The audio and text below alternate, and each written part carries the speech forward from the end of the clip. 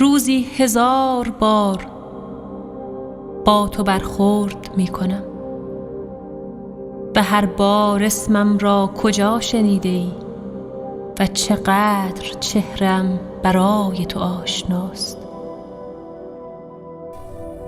تقصیر چشمهای تو نیست که در نقطه های کور خانه زندگی می کنم و تکرار می شوم هر روز شبیه عطر بهار نارنج روی میز صبحانه، شبیه خطوط قهوه‌ای چای ته فنجانها و شبیه زنی در آینه که ابروهایش را بر می دارد و فکر می کند دنیا در چشمهای تو تغییر خواهد کرد. تقصیر چشمهای تو نیست، می دانم.